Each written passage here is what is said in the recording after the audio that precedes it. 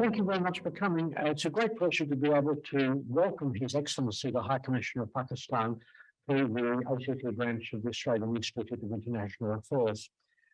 This particular branch of the Institute has a very long history of congenial engagement with members of the diplomatic corps serving in our capital.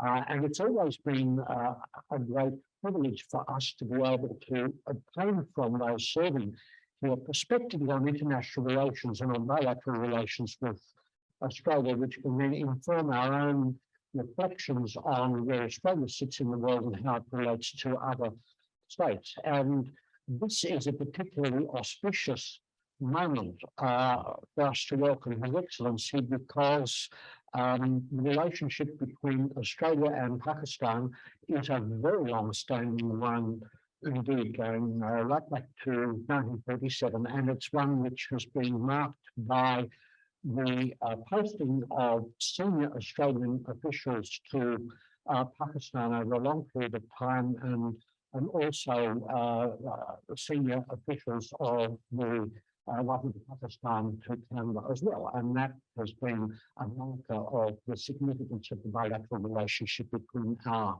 two countries. It's a particular pleasure to welcome His Excellency, who has recently taken up his appointment as High Commissioner of Pakistan after a distinguished career as a professional diplomat. He joined the Foreign Service of Pakistan in September 1993 and has served in key postings abroad, including in Washington, in London, and in Dubai, as well as in a number of very important positions within the foreign ministry itself, including as Director General for Afghanistan, Iran, and Turkey, the South Asian SAARC, and Director General for Economic Coordination at the President's Secretariat. His Excellency holds an MBA degree from the University of Punjab in Lahore and a Master of Laws degree from London University, and is also an alumnus of the National Defence University in Washington. As part of our fostering of free discussion, this evening's deliberations will be held under the Chatham House rule promulgated by the Royal Institute of International Affairs, which provides as follows, and I quote: when a meeting or part thereof is held under the Chatham House rule, participants are free to use the information received, but neither the identity nor the affiliation of the speakers nor that of any other participant may be revealed. And this is a really important rule for institutes of our kind, because it consolidates that sense of candor, which is so important in engagement between the representatives of different states. We have participants online from the branch and also with us here this evening, and it's therefore a great privilege on behalf of both those elements of our audience to welcome His Excellency this evening and invite him to speak, and we'll then have a period of questions and discussion after that. So thank you so very much. Welcome.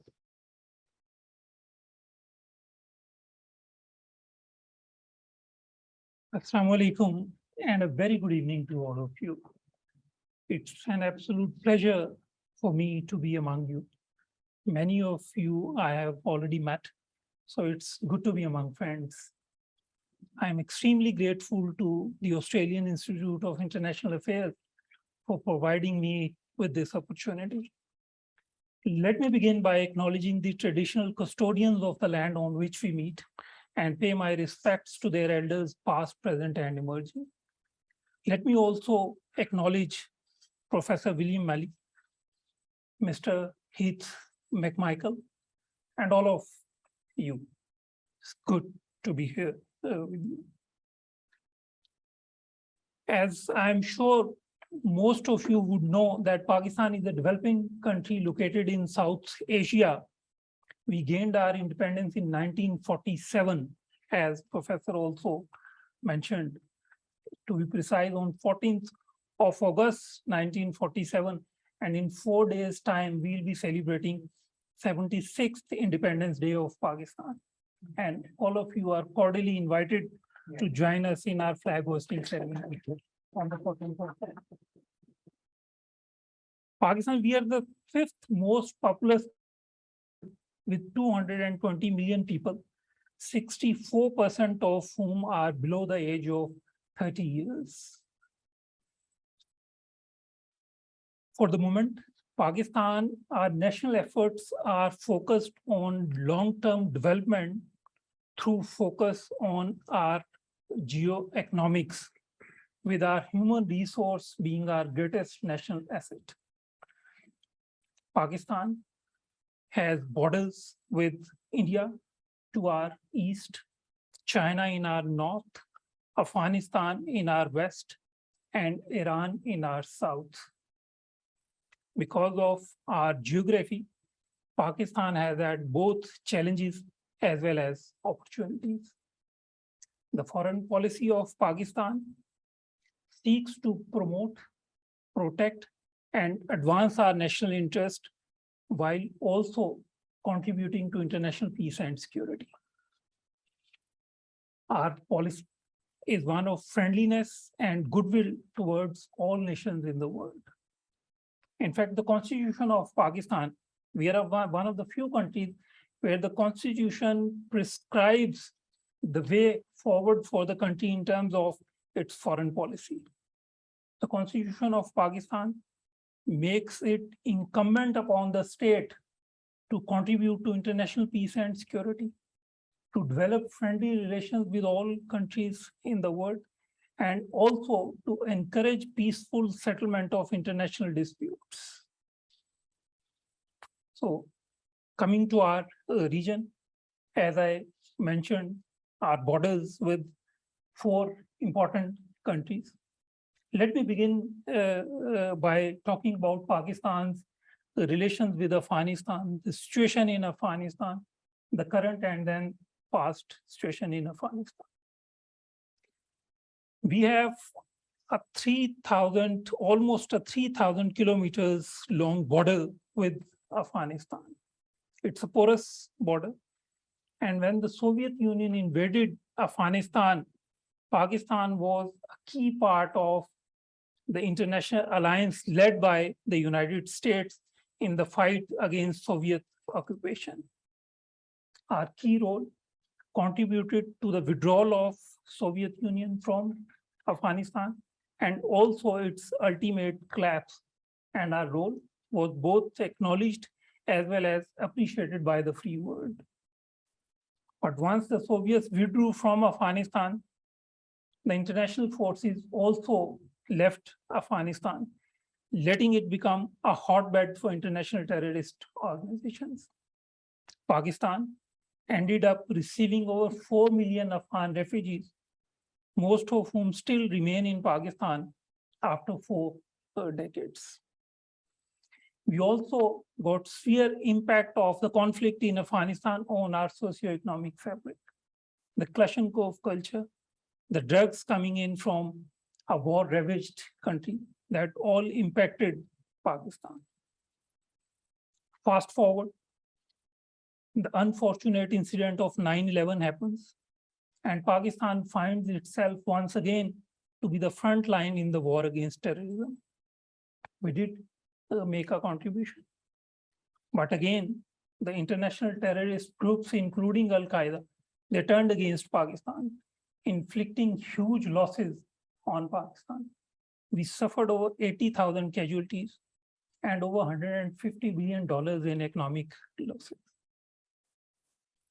While all this period, Pakistan was working with the Western Alliance, we kept on underscoring the importance of a political settlement in Afghanistan, because we always believed that there was no military solution to the conflict in Afghanistan. But against our advice, against our insistence, the US and the allied forces, they worked for a military solution to the conflict in Afghanistan.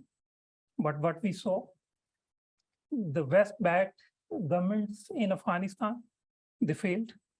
They could neither secure the territory nor get rid of the international terrorist groups operating in Afghanistan. The governance also could not deliver. They failed to build a reliable security force or any other national institutions. So what we saw that the US again withdrew, leaving behind large security vacuum in Afghanistan. It was not only a security vacuum, but a looming humanitarian crisis also. Afghan President Ashraf Ghani fled the country, and within a matter of only nine days, over 250,000 Afghan security forces melted away. Taliban took control of Afghanistan. We again came forward and provided every possible assistance to the international community, including in safe evacuation from Afghanistan. With our assistance, over 80,000 diplomats, media people, international human rights organizations, humanitarian workers, they were safely evacuated from Afghanistan. These people were from 48 different nationalities, including Australia. But in any case, as we saw a humanitarian crisis in Afghanistan, we again insisted on a continued engagement with whoever is in control in Afghanistan, because we believe that disengagement is not an option. The international community has tried, tested, and failed in finding a military solution to the conflict in Afghanistan. Again, abandoning Afghanistan also did not deliver in terms of getting the desired results. So the engagement seems to be the most logical and the only viable option in Afghanistan. But I'll be happy to discuss in detail about the situation in Afghanistan or Pakistan's role or the future of Afghanistan in our question and answer session. To the north of Pakistan, we have China. China is a strategic cooperative partner of Pakistan. The relations between Pakistan and China are deep-rooted in our history, and the bonds of trust between our two countries always stood by each other. But let me share here with you that the strong bonds between China and Pakistan are not aimed against any other country. In fact, during the 1970s, Pakistan facilitated the dialogue between China and the US. In 1971, the famous secret visit by US Secretary of State Henry Kissinger was facilitated by Pakistan. We are proud to have played that role in terms of dialogue between China and the United States. Currently, the China-Pakistan Economic Corridor, a mega project, multi-billion-dollar project, that is a flagship project of China's Belt and Road Initiative. It is a purely commercial initiative, and we invite the international community, investors, business people from all over the world to come and invest in the 9 special economic zones being developed under China-Pakistan Economic Corridor. So let me clarify that this is not exclusively for China, but the initiative is open to anyone and everyone. Now, to our south, we have Iran. We have friendly relations with Iran. Pakistan supports the nuclear deal known as JCPOA, Joint Comprehensive Plan of Action. We underscore the importance of all parties to the agreement to adhere to their commitments made under JCPOA. We believe that it is an excellent example of diplomatic solution to the difficult problems. So we continue supporting JCPOA, and we hope that it will be fully revived. To our west, we have India. The relations between Pakistan and India, unfortunately, remain tense, largely because of the Jammu and Kashmir dispute. The Jammu and Kashmir dispute is an internationally recognized dispute, and longest standing item on the agenda of the United Nations Security Council. There are multiple United Nations Security Council resolutions that provide the way forward also for the resolution of the dispute. And that is through holding a plebiscite under the UN auspices to ascertain the wishes and aspirations of the Kashmiri people. Pakistan desires friendly relations with all its neighbors, including India. We have repeatedly expressed our desire to have good neighborly relations with India. When Prime Minister Imran Khan came into power in 2018, he said that if India takes one step towards peace and friendship, Pakistan will take two. But unfortunately, our desire for peace was not reciprocated, and the environment was further vitiated through India's illegal and unilateral actions of 5th August 2019, aimed at further perpetuating its illegal occupation of Indian illegally occupied Jammu and Kashmir. We believe that South Asia, because of the tensions between two large countries, India and Pakistan, remains hostile, remains hostage to the relations between the two countries. Regional organizations like South Asia Association for Regional Cooperation, SAARC, has also not been able, unfortunately, to make progress, largely because of the relations between these two countries. South Asia today remains one of the least integrated, economically integrated regions in the world. And we believe that peace is in everyone's interest. But for durable peace, we also believe that resolution of outstanding disputes is critical. Now, as for the US, Pakistan desired good relations with the United States. We've been a close US ally, in fact, once described as the most allied ally of the United States. We worked together during the Cold War. In Afghanistan, we fought together against the Soviet occupation of Afghanistan. There have been ups and downs in this important relationship, but still, even today, United States remains the largest destination of Pakistan's exports. It's one of our major trading and investment partners. A deep engagement with the United States, and we intend to further strengthen this important relationship and to further expand cooperation between our two countries. We have large Pakistani diaspora in the United States, which again acts as a strong bridge between our two countries. With the European Union and the United Kingdom, again, we have close cooperative, friendly relations, and there are multiple institutional mechanisms available to strengthen cooperation and friendship between Pakistan and the European Union, as well as the UK, which is now out of the European Union. Pakistan is one of the founding members of Organization of Islamic Cooperation, and we have excellent bilateral relations with all the member countries of the organization. Coming to the Asia Pacific region, we've seen that in recent years, a number of arrangements have been made, and different countries in the world, and particularly in the region, they have come up with their Asia Pacific strategies. Pakistan believes that all arrangements that increase confrontation need to be avoided, and instead those that encourage cooperation need to be pursued. In international relations, Pakistan believes that there is no zero-sum game. We believe that goodwill towards all countries, all nations, and the new Cold War mentality and dividing countries into camps, we believe would be counterproductive and need to be avoided. Now, coming to Pakistan's relations with Australia. Australia for Pakistan is an important country.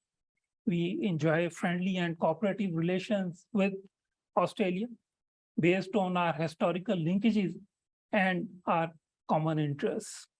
Australia is in fact one of the first countries that Pakistan established diplomatic ties with soon after Pakistan's independence in 1947.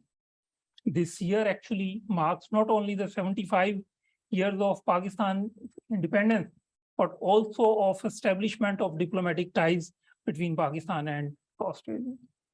Australia has maintained a resident mission in Pakistan since 1948. There are multiple institutional arrangements between Pakistan and Australia to strengthen cooperation between our two countries. These include bilateral political consultations. These include joint trade committee, joint working group on border management and transnational crimes, defense and security talks, 1.5 security dialogue, and also parliamentary friendship groups in the parliaments of both Pakistan as well as Australia. During past 75 years, the relations between our two countries have expanded in the areas of trade, in the areas of science and technology, education, agriculture, water management. The two countries have also worked closely at the multilateral forum. We have often supported each other's candidatures in important organizations, including those of the United Nations. In terms of defense and security, let me share with you that Pakistan's relations with Australia in the defense and security area date back to 1912, way beyond the creation of Pakistan itself. In 1912, the first Australian officer got trained at Staff College, Quetta. And the first Chief of General Staff of Pakistan Army was also an Australian, Sir Ross Kane Mackay. He was an Australian. And ever since 1912, Pakistani army officers have been regularly coming to Australia for training, and Australian army officers have been going to Pakistan for training at Pakistan's Armed Forces Institution. Now, coming to the trade relations between our two countries, from a trade of less than $100 million, to be precise, $96 million in 2011, our volume of trade last year was almost $1 billion. So it is almost 10 times growth in bilateral trade between the two countries during the past 10 years. But still, it is less than 1% of Australia's international trade and also less than 1% of Pakistan's international trade. We believe that there is tremendous potential for further growth in the volume of trade between the two countries. Our two economies actually complement each other. Pakistan exports what Australia needs, including IT products and services, textiles, sports goods, surgical instruments. And Australia exports what Pakistan needs in terms of minerals, in terms of agricultural produce, pulses, wood products, steel products. So the two economies essentially complement each other rather than compete with each other. And then, as I mentioned earlier, there is also huge potential for cooperation between the two countries, and a lot of work is being already done in terms of agriculture cooperation, in terms of cooperation in the area of education, in water management. But one area of common interest where the two countries can work together is climate change. So we would love to enhance cooperation with Australia in the area of climate change. Working together would, I believe, will be of mutual interest as well as of mutual benefit for the countries. Now, again, in terms of the bonds between Pakistan and Australia, we understand that Pakistani diaspora here again plays very important role. We've seen significant growth in both the number as well as the influence of Pakistani community here. We have a diaspora of almost 100,000 Pakistanis here. It's an influential community. Let me share one statistic with you here, that the percentage of Pakistani-born Australians who attained graduation or higher education is 52%. Now that compares to 32% among other overseas born Australians, and 22% is the national average. So the Pakistani community with 52% is doing far better than the other communities here. We are proud of that. During the past 9 months that I've been here, I've come across many presidents and vice chancellors of the Australian universities where more than 10,000 Pakistani students are enrolled. And I was so encouraged to learn that most of the Pakistani students in the universities are doing better than the average students. So that's a matter of tremendous satisfaction and pride for us.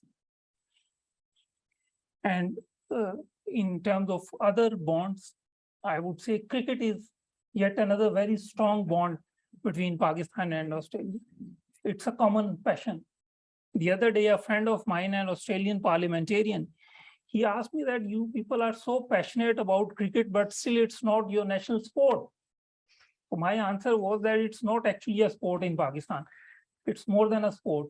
It's a national passion. The recent visit to Pakistan by the Australian cricket team brought a lot of joy to the cricket fans in Pakistan. And we look forward to the visit of our cricket team soon to Australia to take part in the T20 World Cup here in Australia. But then other than that, Pakistan produces sports goods, including cricket gear. So I think that is yet another linkage between our two. Australians, they are better at all sports, and we are slightly better at producing sports goods. So in terms of opportunities, business and investment opportunities for Australian businesses in Pakistan, Pakistan with a large consumer market of over 220 million people, with a growing middle class, with a young and vibrant population, is an attractive market for businesses. In terms of Pakistan's investment framework, I'm happy to share that we have one of the friendliest investment regimes, not only in the region, but in the world. Almost all sectors of Pakistan's economy are open for foreign investment. And our national treatment allows the foreign investors to invest in any sector of the economy without the requirement of a local partner. I would particularly like to draw your attention to the growing startup ecosystem in Pakistan. During the past 18 months, the tech startups in Pakistan have attracted over $500 million from venture capitalists from all over the world, including the US, the UK, Dubai, Singapore. They're all looking at Pakistan with great interest. There are already over 24 Australian companies which are doing business in Pakistan and doing business in Pakistan quite successfully. So we invite further Australian businesses to invest in Pakistan, to do trade with Pakistan, to work with Pakistan. I do see a common desire on both sides to further expand cooperation and to strengthen their relations. But my last point before I open the floor for discussion is that it's important that both Pakistan and Australia do not look at each other from the prism of a third country. Australia has its own set of friends, so do we. So it's important that the relationship stands, survives, and flourishes on its own. And we believe that there's enough merit in that. With this, I'm happy to take questions.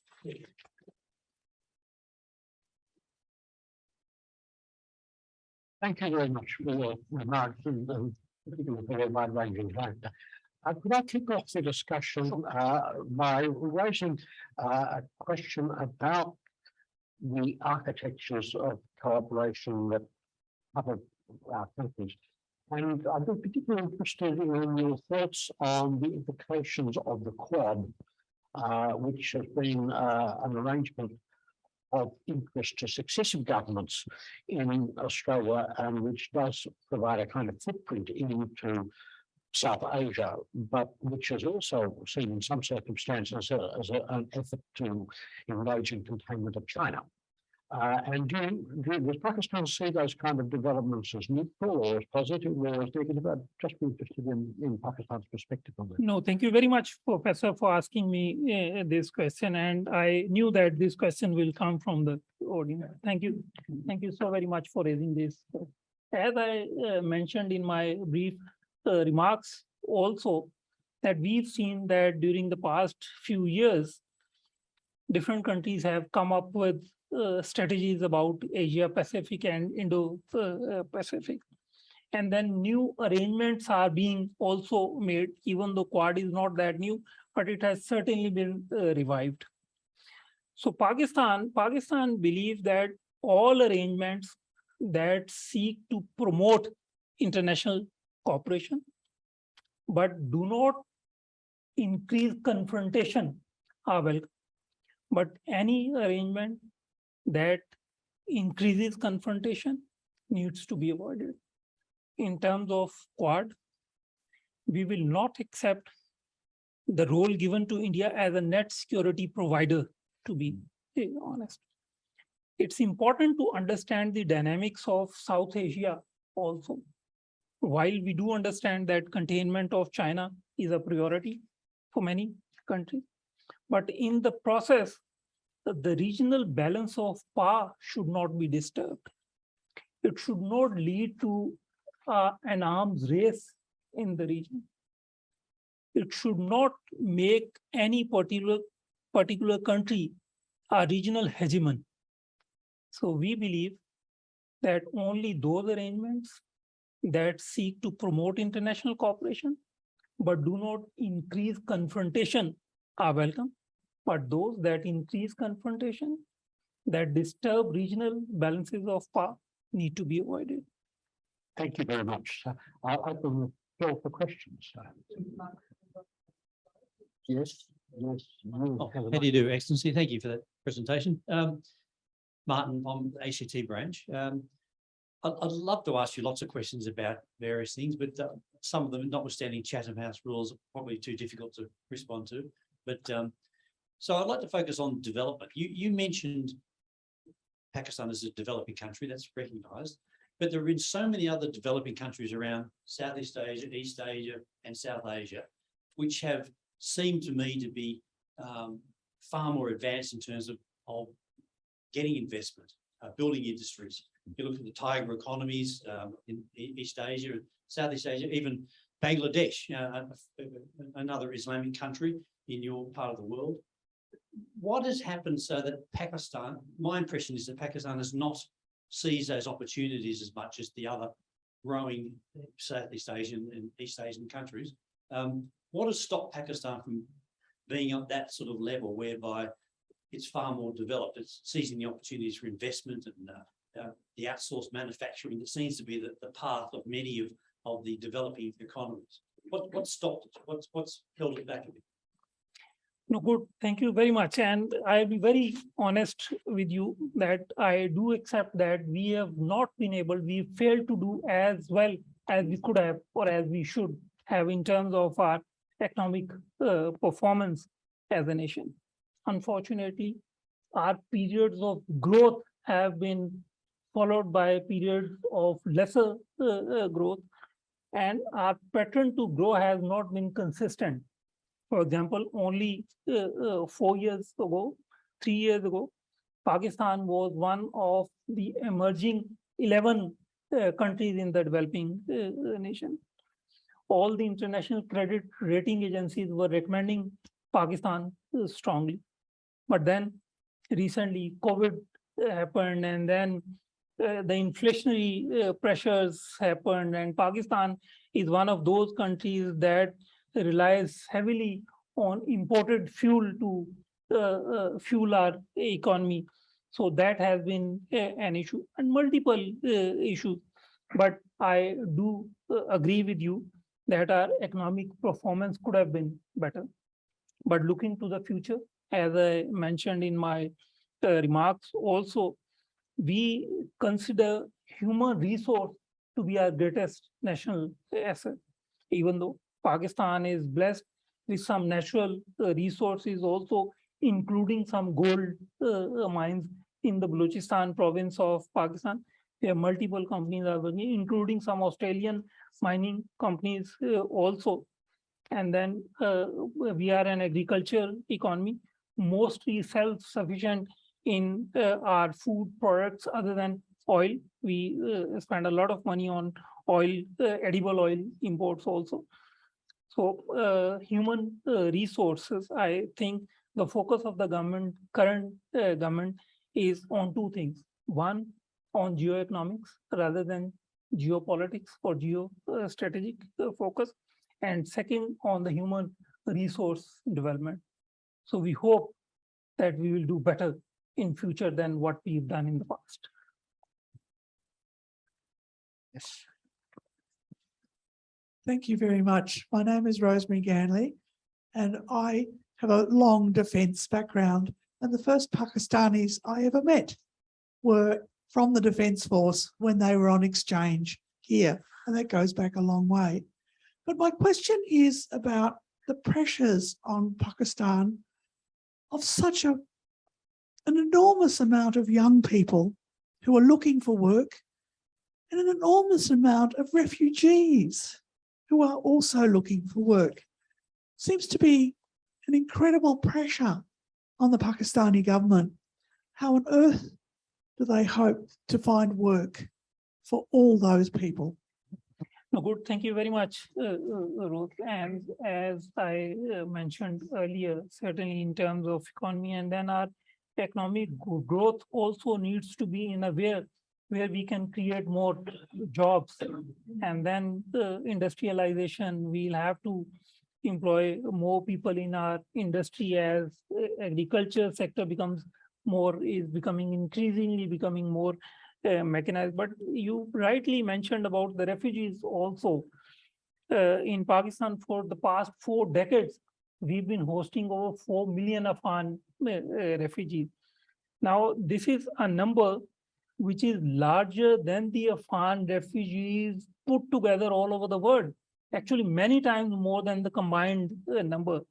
And when we talk about the situation in Afghanistan, again, that's why we say that the people of Afghanistan have suffered immensely due to the conflict, due to the protracted conflict in the country.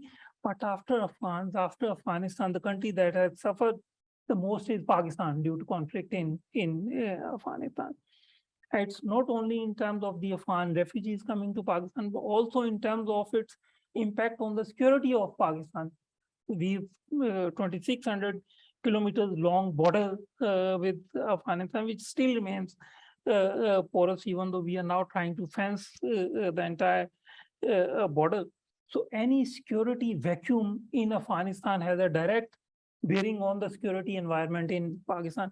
And when we say that we are a major stakeholder in the peace in Afghanistan, there are at least 4 reasons why we say that with so much of confidence. Because, one, we believe that if there is peace in Afghanistan, only then there will be no security vacuum in the country, which can then be exploited by international terrorist groups or other countries to fuel unrest in Pakistan.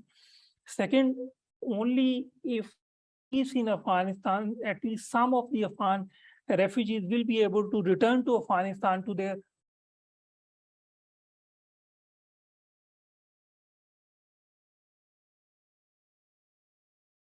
if there is no peace in Afghanistan, if there is a humanitarian crisis in Afghanistan, there is always the fear of further influx of Afghan refugees into Pakistan that we cannot afford.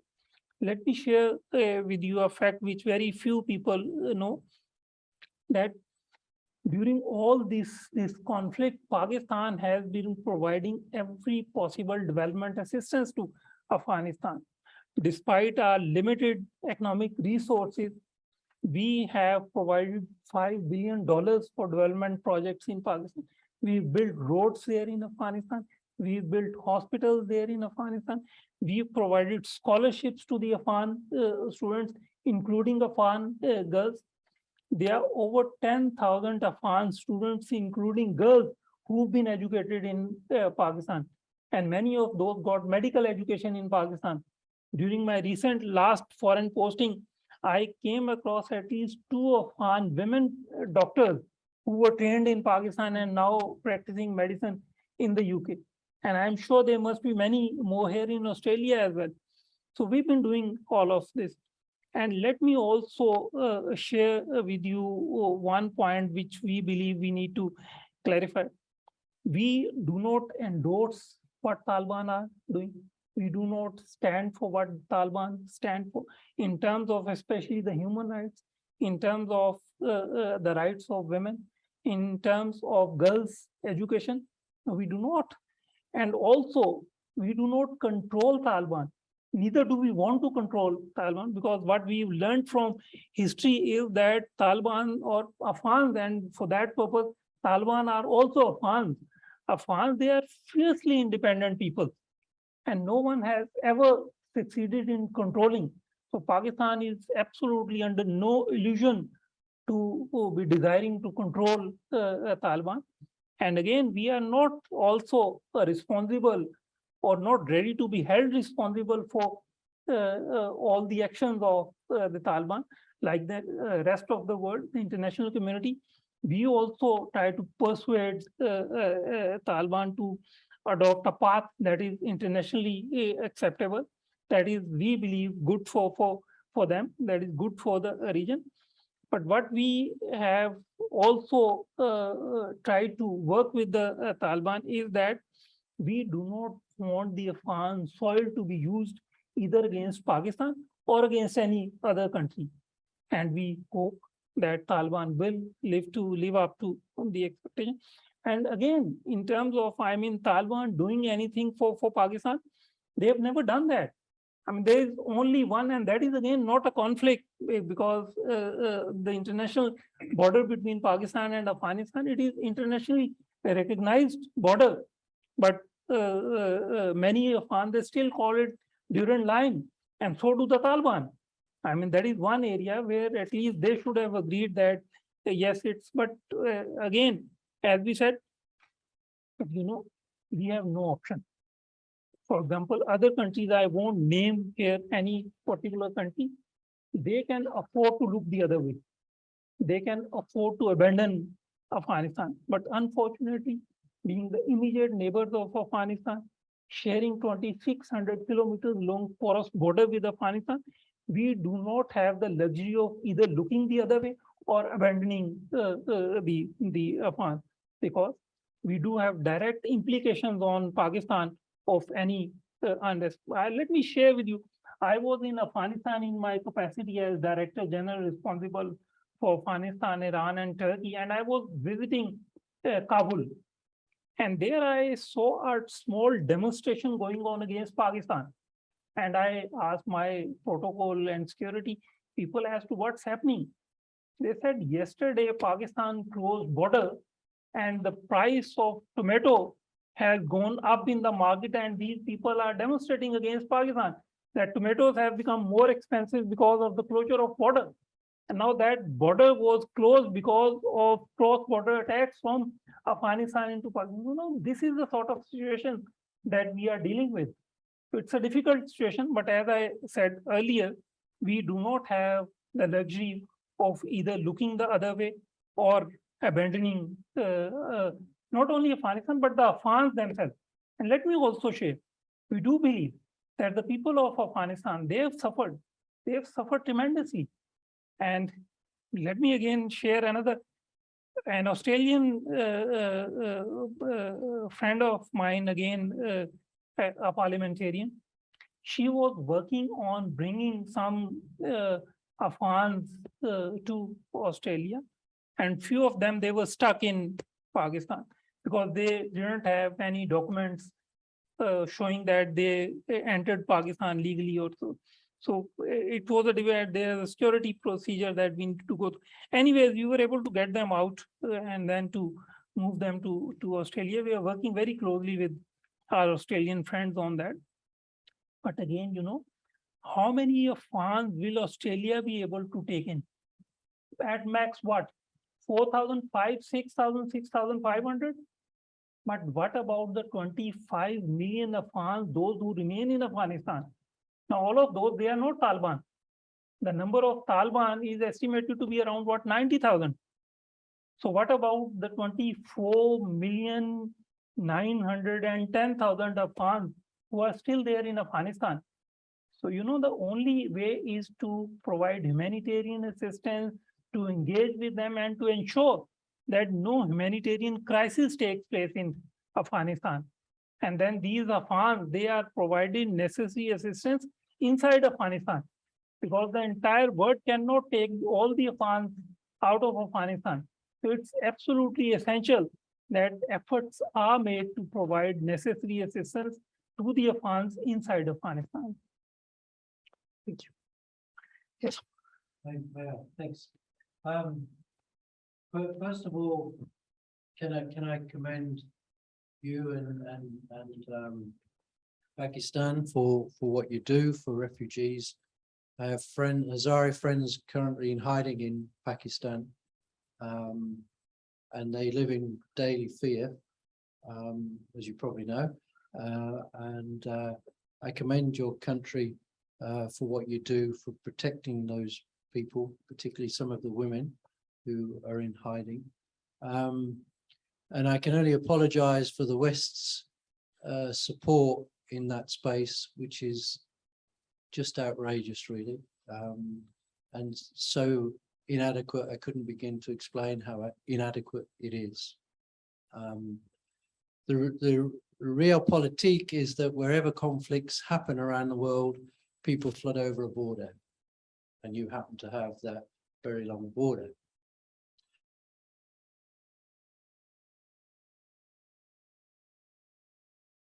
If we your support for those Hazari is that I remember reading some years ago that, and I'm afraid I don't know how accurate this source is, but the biggest source of American funding for overseas development was Pakistan.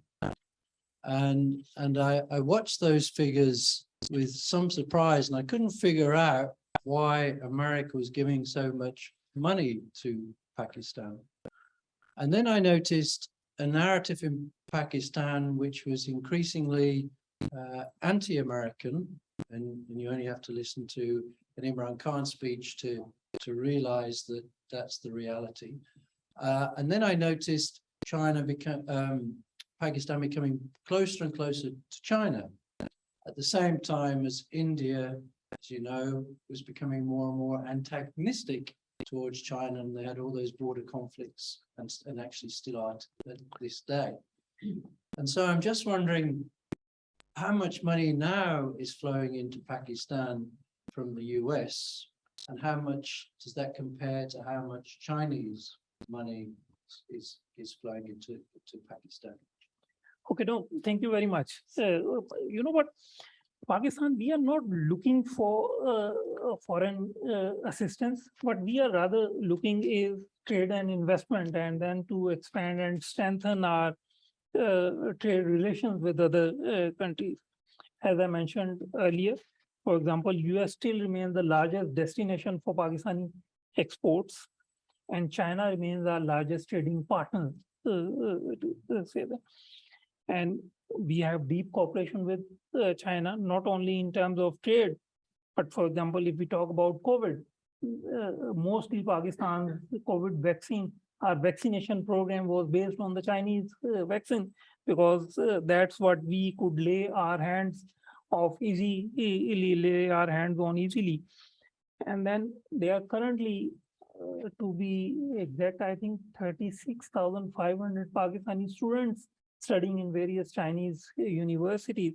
Now, there was a time when a similar number of Pakistani students were there in the US universities because of the English language, and then of course the American universities are good, but US, UK and Australia used to be the favorite destination for Pakistani students, primarily because of one, the quality education, and second, English language. But now a large number of Pakistani students in the Chinese universities. Also, again, we have deep cooperation in terms of security, in terms of science and technology, in the agriculture sector.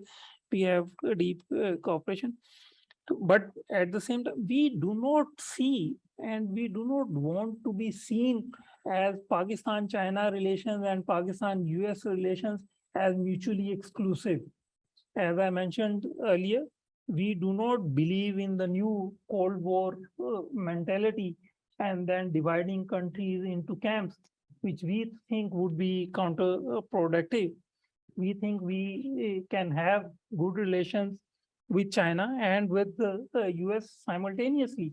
As I mentioned during my remarks in the 1970s, actually Pakistan played an important role in facilitating a dialogue between. I am not suggesting that any such role is possible at the moment, but again, that's a history.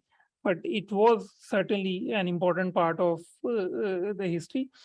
And as you asked, any assistance coming from the US, I would say no. And then earlier also, there was this assistance coming in the form of Coalition Support Fund, which was largely a reimbursement of the expenses that Pakistan was incurring in our fight against terrorism, because we were partners. But again, any assistance that we received again in the fight against terrorism is just a minuscule as compared to the losses that we suffered because of our involvement in the war against terrorism. 80,000 casualties and over $150 billion of economic losses that we suffered. But again, because of our geography, we do not have the option. I mean, we've been willingly or unwillingly part of the great game. And I'm not sure if we'll be able to play a balancing role in future also, as the tensions between the US and China continue to increase. Thank you. Josie, do we have online questions? Some of them have been answered already, but we do have one in relation to Australia and development programs in Pakistan. Someone online mentioned that Australia has cut its aid budget quite significantly over the past 10 years in particular.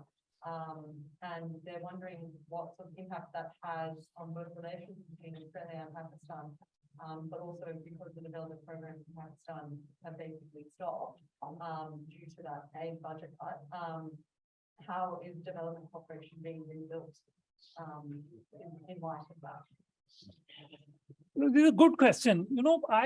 I see it differently. I wouldn't say that a cut in the US Australian aid would have an impact on Pakistan-Australia relations. I would say no. Certainly, Australia has its own preferences, its own priorities in terms of spending, because certainly they do also have limited money for international assistance.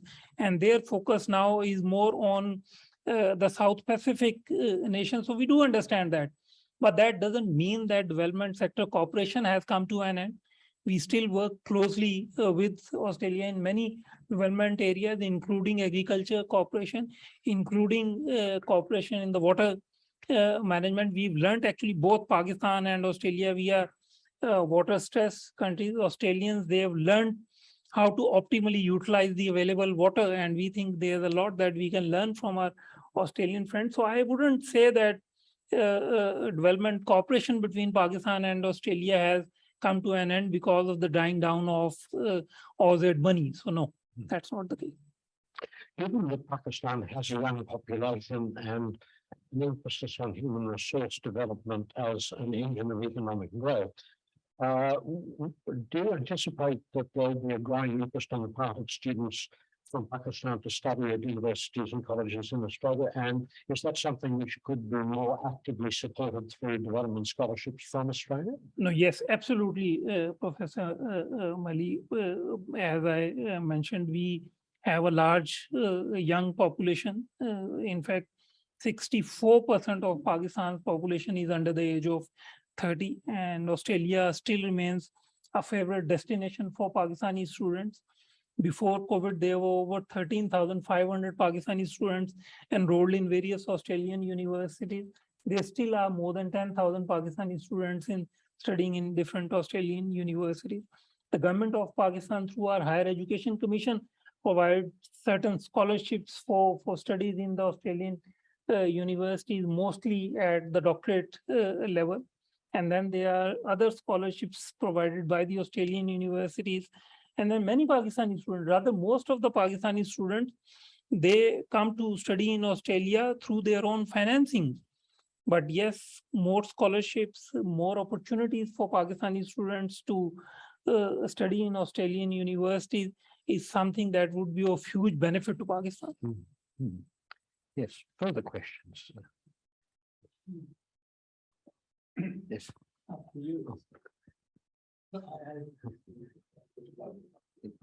Thank you, sir. Thank you for your talk. And I was very interested to hear your candid comments about Pakistan's concerns with your neighbours, particularly Afghanistan. And in that, you really answered a lot of what I was going to ask. But just to follow on from that, I've really got two questions. Has Pakistan formally recognised the Taliban government of Afghanistan? And secondly, does Pakistan see an opportunity to be, if you like, a broker to help not only the development of Afghanistan, but perhaps in the future, the normalization, once again, of relations with the rest of the international community? Good. Two questions actually. First, regarding the quick one is recognition of Taliban. We do understand the importance of international consensus. So we believe that it's important to build an international consensus, and any decision with regard to the recognition or non-recognition of Taliban should be through international consensus. But again, the recognition and engagement with Taliban, we believe, are two different things. While recognition or non-recognition of Taliban as a legitimate government may be an option, but disengagement, we believe, is not an option. So what are the possible solutions to the conflict in Afghanistan and engagement with Afghanistan? One, go for a military solution. The international community has tried that, tested, and failed. The US spent over $2 trillion in the war in Afghanistan, but unable to find a military solution to the conflict. That's why Pakistan has always been emphasizing upon the importance of finding a political solution through intra-Afghan negotiation, through the engagement of the Afghans themselves. And second is abandonment. Again, an option. Again, tested, tried, and failed. What we saw is that when the international community looked the other way and abandoned Afghan, there was security vacuum in Afghanistan filled by international terrorist organizations. Afghanistan became the hotbed for international terrorist groups, international terrorism. So abandoning the Afghans didn't work. So now again, engage with them to avert a humanitarian crisis, to help innocent Afghans, those who are not Taliban, and a large number of, rather 95, 99% of them, they are certainly not the Taliban. Taliban are only foot soldiers, what 90. Let me also share with you, during this recent development in Afghanistan, what we saw is that the Afghan security forces, they were much larger in number, 250,000. They had air power. They had access to all modern weaponry provided by the US and other Western countries.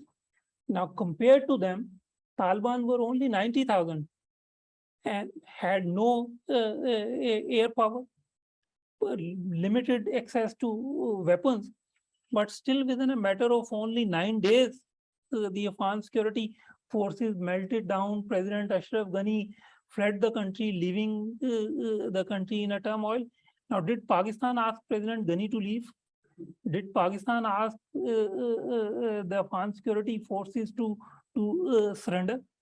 So no, but the failure of governance, corruption, all these issues So West did try to build democratic institutions in Afghanistan, but did they succeed? The successive governments in Afghanistan, President Karzai, Ghani, they could neither secure territory nor could they succeed in getting rid of international terrorist groups in Afghanistan. They were not able to make Afghanistan free of international terrorist groups and could not stop Afghan soil being used against other countries, including Pakistan. So these are all the facts. These are all the facts on ground. So moving forward, again, I mean, disengagement could lead to a humanitarian crisis in Afghanistan, could lead to further deterioration in the situation in Afghanistan, lead to further deterioration of security environment in Afghanistan. These people, they've been living in caves for over 4 decades, and they'll continue doing that. But what about the ordinary common Afghans? So that's a question that the entire international community needs to ask themselves. I was quick on, so we have time for one more question. Thank you very much, Kanti Jinnah from the Royal Commonwealth. Your Excellency, thank you very much for a very reasoned and an honest manner in which you have answered all your questions. I'm in a very confusing position myself, coming from Fiji, of Indian background, but with a name called Kanti Jinnah. So you can expect what people ask me, the first question every time they meet me, is that, you know, are you related in any way to the founder of Pakistan? But it's a commonly occurrence with me. With the Royal Commonwealth Society, we are very much involved with another way of diplomacy, and that comes through sport. Your Excellency, you didn't mention that some of the best squash players in the world come from your country. They beat Australia, unfortunately, and remained king for quite some time before Australian ascendancy towards squash again, and of course hockey. Those two sports, we seem to be always carried away by cricket. But the Royal Commonwealth Society annually has a cricket match of all the high commissions that we need to play with DFAT. So they use a kookaburra ball that's made in Australia, smashed to smithereens by a bat that is made probably in Pakistan with someone wearing your pads, etc. And they throw missiles which go across the border, which are the boundary lines for cricket, and cricket hit a 6 or a 4. Your Excellency, we thank you for your reasoned approach to this. And I join Professor Anthony Ma in the way he asked you the questions about very genuinely the situation that you have been you've been experiencing. Mine is not a question, but it's more a commentary that we're very pleased that you always support the Royal Commonwealth Society with the sporting activities that we have, particularly the annual cricket match. Thank you very much. Thank you. I think that's probably the best way of diplomacy that I can contribute to this issue. Kanti Jinnah, thank you so very much, and always a pleasure to come across you. And for one, your last name, Jinnah, Yes. and second, for the very charming personality and a very friendly personality that you have. Even though yours was not a question, but let me make a comment on your comment about squash. We certainly, Jansher Khan, Jahangir Khan, for almost 2 decades, we reigned the word of squash. But only recently I checked our ranking in the word of squash, because we are organizing a squash tournament after Jansher Khan's name here in Canberra in the month of October. And I was slightly disappointed to learn that our best player in squash is now 40th seeded in the world. So it wasn't really pleasing. And about the cricket match that you mentioned, I did see an invitation coming from the Sri Lankan High Commission. Perhaps the match is on the 23rd of October. Yes, indeed. But let me say 23rd of October is the day when Pakistan will be playing India in the T20 World Cup match in Melbourne. There you are. At MCG, 120,000 tickets already sold. And the ICC people told me that while tickets for all other matches are still available, including the finals and semi-finals, the tickets for Pakistan-India game were sold out within 5 minutes of going open for sale. So that would be a day where everyone would be watching Pakistan-India match, because that is one of the major event in not only for India and Pakistan, but for the entire cricket loving world. So that is the issue, but Well, all I can say, Your Excellency, is that both India, Pakistan, and also Sri Lanka and Bangladesh, plus the UK team, they'll all be paying for the Commonwealth side against defect. Just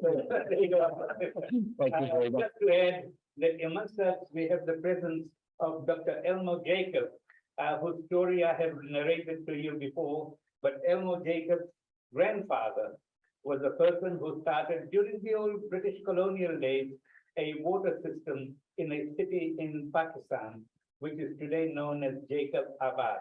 Okay. And Elmo is a direct descendant of that person. So that might be of interest to the audience here tonight. Thank you. again, you have compelled me to make a comment on your comment, in my earlier remarks, when I said it's good to be among friends. So a person with the last name of Jinnah, and then Jacob, of course, the descendant of Mr. Jacob, after whose name we have a large city in Pakistan, Jacob, and then of course a former Australian High Commissioner to Pakistan. So yes, so an absolute pleasure to be among friends. Well, I can't resist adding at that point that many, many years ago, I used to play squash, but I gave up when a hyper-fit Pakistani squash player had some health problems. I thought if it can happen to him, it can happen to me. So I thought it was time to move on. Your Excellency, it's been a great pleasure to be able to welcome you to the branch of the Institute of International Affairs. Thank you very much for your thoughtful presentation, which is richly in the tradition of engagement between our branch and the diplomatic corps. And we look forward to welcoming you to further activities in which the branch is involved. So I invite you to join me once again in thanking His Excellency for his remarks. Thank you.